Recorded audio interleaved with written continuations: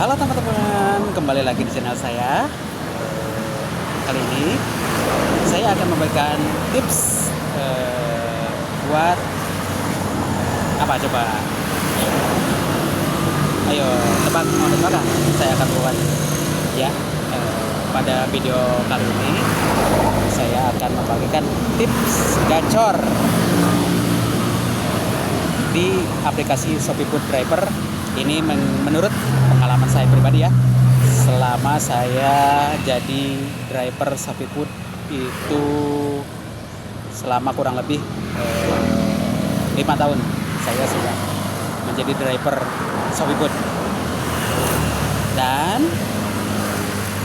saya akan membagikan pengalaman saya buat para ojol atau Shopee Food driver yang baru. Semoga menjadi motivasi atau bermanfaat untuk kalian. Dan saya akan membagikan tipsnya. Yang pertama adalah satu, konsisten jam on beat. Nah, itu yang pertama. Jadi teman-teman itu kalau misalkan jam on beatnya mulai diaktifkan status di profil Shopee Food Driver itu, misalkan teman-teman dari on beatnya jam 6. Nah, kalau saya pribadi sih dari jam 6 ya. Dari jam 6 itu saya sudah on untuk aplikasi Shopee Food Driver. Nah, itu dilakukan selama kurang lebih 1 atau 2 pekan biasanya sih. Jadi supaya sistem mendeteksi bahwa kita tuh selalu aktif di jam-jam pagi ya.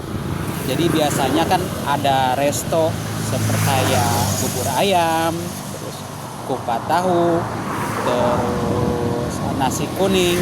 Nah, itu kan jam-jam di resto yang biasanya dapat orderan. Nah, itu yang pertama. Yang keduanya adalah apa coba? Yang keduanya sih menurut saya adalah saldo di aplikasi Shopee Food Driver itu jangan sampai minus, atau apa misalkan kadang-kadang kalau misalkan kita sudah mendapatkan orderan tunai nih, kadang-kadang kita tuh malas untuk mengisi saldo kembali. Dan yang biasanya dianjurkan itu adalah suka ada notifikasi itu dari aplikasi Shopee Driver itu ada saldo tunggakan. Nah, itu biasanya kalau misalkan minusnya kita itu di angka sekitaran mungkin dari 30 ke atas ya, mungkin itu kita dapat orderan itu agak berat. Ini menurut pengalaman saya pribadi sih. Tapi kalau misalkan di minusnya itu di bawah 20.000 atau di angka belasan ribu, itu pasti kita masih dikasih orderan. Tapi kalau misalkan angka minusnya itu di sekitaran angka dari 30 ke atas atau apalagi 50 yang 60, itu untuk mendapatkan orderan kembalinya itu agak berat. Nah, itu ya. Nah, itu teman-teman, ini menurut pengalaman saya pribadi ya, karena saya sudah melakukan hal itu. Jadi kalau misalkan teman-teman mendapatkan orderan COD atau tunai dari Shopee, aplikasi Shopee Driver, itu kan biasanya suka kita malas untuk isi saldonya kembali, karena mungkin ada biaya admin lah, ada karena ribet lah. Tapi yang saya sarankan sih, jadi teman-teman harus punya aplikasi m-banking. Jadi biar nggak bolak-balik ke Alfamart, karena dengan adminnya itu sendiri lumayan kan, ada sampai 2.000 atau 2.500.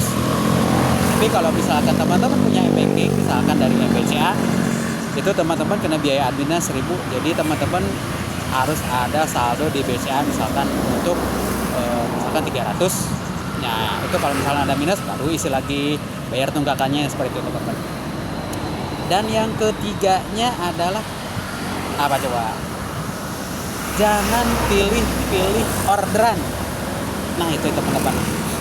Kadang sistem itu yang saya ketahui ya, kadang itu kita tuh dikasih orderan itu, kadang jarak tempuh ke restonya tuh kadang nyampe 3 kilo, kadang nyampe 4 kilo, bahkan saya pernah 5 kilo ya. Itu jarak tempuh ke restonya. Nah itu teman-teman, jangan sampai kita misalkan udah jarak tempuh ke restonya jauh, terus cancel aja. Nah itu yang bermasalah teman-teman di situ. Jadi si aplikasi sistem aplikasi itu tersebut sebetulnya sih dari kita per pekan itu biasanya dikasih jarak, kadang dalam sepekan itu ada aja dikasih jarak orderan itu, pesanan itu jarak tempuhnya mungkin di atas 3 atau 4, itu pasti dikasih. Jadi supaya sistem mendeteksi driver ini mau nggak mengambil orderan tersebut. Nah itu teman-teman, jadi jangan pilih-pilih orderan. Yang ketiga yaitu berarti yang keempatnya apa? Yang keempatnya adalah apa coba? Yang keempatnya adalah kita jangan menunggu-nunggu lama untuk datang ke resto. Itu jangan ditunggu ya. Jadi biasanya ada estimasi sih sebetulnya sekarang tuh, malah ada poin pelanggaran ya. Kalau saya sering lihat kalau misalkan ada teman juga nyampe pelanggarannya nyampe 45, ada kadang yang nyampe 70. Nah itu karena mereka itu karena main di dua akun, biasanya main di dua akun, dan kadang-kadang pas dapat double order tuh mungkin dari aplikasi Grab atau mungkin dari aplikasi sebelah atau mungkin apa, pas dapat lagi orderan di Shopee. Nah itu kadang-kadang jadi ngambil ke orderan yang ini, mungkin yang terdekat dulu, mungkin baru diambil lagi ke resto yang sebut driver pesanan ini. Nah itu biasanya ada estimasi, biasanya estimasi ke restonya itu sekitar 15 sampai 20 menit. Nah itu biasanya kalau misalkan dari jarak itu kita sudah nyampe di resto itu tidak kena pelanggaran poin. Tapi kalau misalkan lebih dari estimasi tersebut, kita tidak menggesernya atau kita sudah di jarak tidak sampai di resto, itu biasanya kena pelanggaran poin. Nah itu teman-teman. Yang keempatnya apa ya? Kalau yang keempatnya sih tips gacornya mungkin kita harus tahu jadi merchant apa atau resto apa yang rame. Jadi kita harus dekati. Misalkan ada promo nih, biasanya sering orderan rame itu di mana. Biasanya kita harus tahu juga resto yang rame, terus dan history. Biasanya history kita yang kuat nih di resto itu, maupun kalau misalkan kita sering mendapatkan orderan history di resto tersebut, maka tidak menutup kemungkinan kita bakal mendapatkan pesanan di resto tersebut. Nah itu teman-teman, terima kasih. Itu saja yang bisa saya bagikan terkait tips gacor ala Shopee Food Driver Ojo Sukabumi. Terima kasih, semoga bermanfaat. Salam garpu sendok, walhamdulillah.